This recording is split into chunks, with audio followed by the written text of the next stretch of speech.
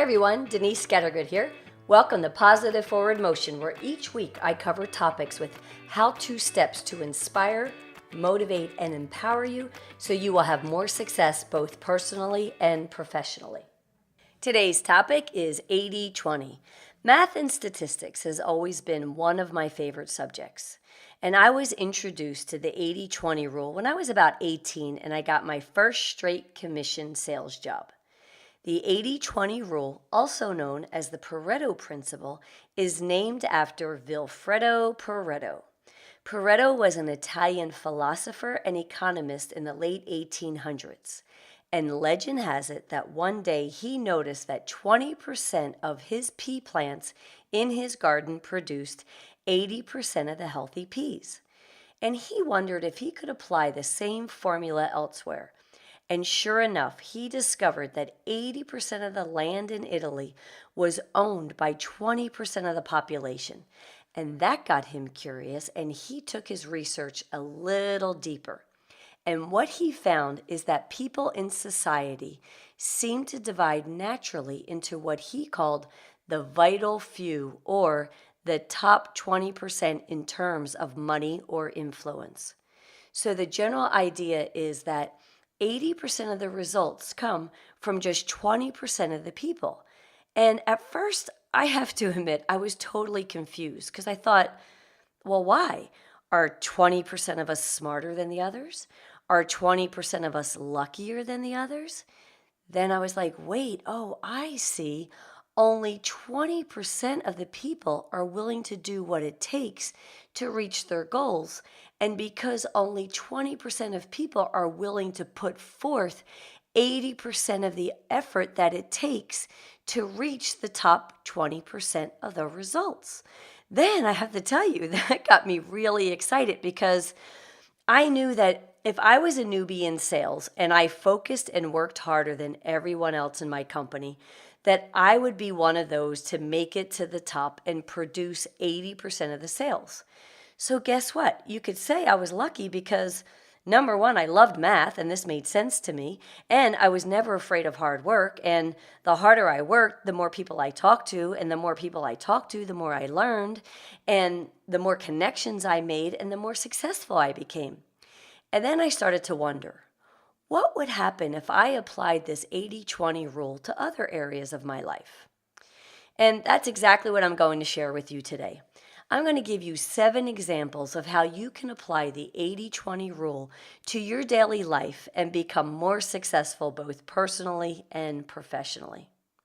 So let's get started with number 1, and that's your problems. Think about what usually happens when you're faced with a problem or challenge. Do you spend most of your time complaining, worrying, and talking about the problem? That's giving all of your focus to the problem. And you know what? That's exhausting, and you really aren't going to get anywhere. So instead, next time you're faced with a problem or a challenge, try this. Focus 20% of your time identifying your problem and 80% of your time focusing on the solution. Number 2 is your relationships. Give 80% of your time, love, and energy to the top 20% of the people in your life that matter most.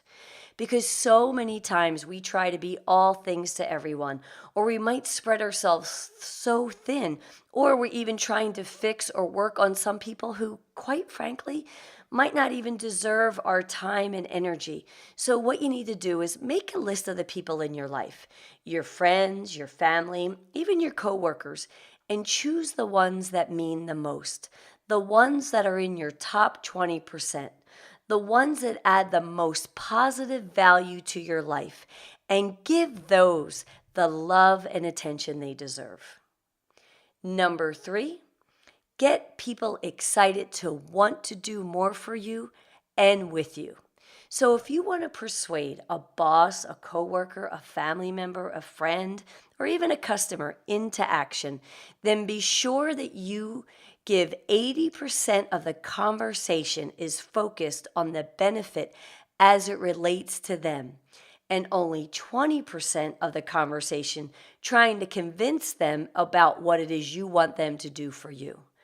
Trust me, when you try this and practice it, you're going to see great results. Number 4, buy fewer things and make more happiness. Spending money on possessions brings us a really quick happy high, which can fade really quickly. Whereas buying experiences, things that we can share with others, creates happy memories and that lasts a lifetime. So let me give you a quick example how using simple math can help you here. Let's say you have $100 to spend and you're going to spend it on a new outfit. Rather than do that, spend $20 on a new shirt and spend the other $80 on a memory. Take the $80 and buy 2 concert tickets, one for you and a friend. Take your friend to the concert and wear your new shirt and have a great time. Make memories. Memories last longer and make us happier. Number 5, choose your most important goal and give it 80% of your time, effort, and attention. Many times we have so many goals and things that we want to accomplish that we really spread ourselves so thin and nothing gains traction. So think about it. Think about how it would be different if you could focus on one main goal. So think about what you really want to do. Write it down. And once you identify that goal, give that goal 80% of your time and energy. Example number 6, don't let procrastination kill your productivity. Make time for the most important tasks on your list for the day. So let's say tomorrow you have 10 things on your list that you need to accomplish.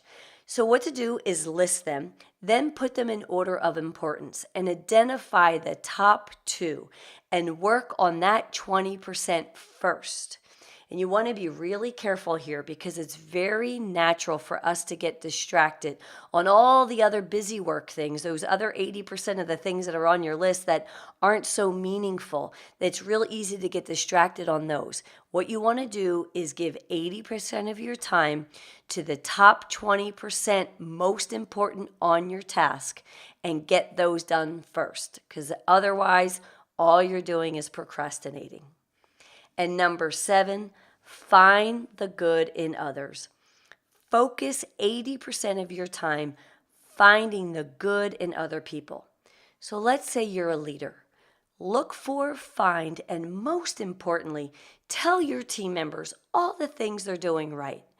And then when you need to spend that 20% of your time correcting them or teaching them a new lesson, they're going to be more open to your ideas and your encouragement.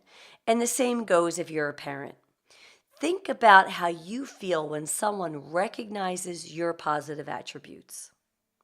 So I challenge you to find new ways to apply the 80-20 rule in both your personal and professional life.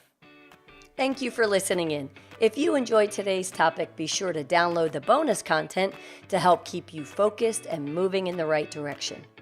Also, remember to subscribe and rate my podcast because your opinion matters. Thank you, and remember to keep up the positive forward motion.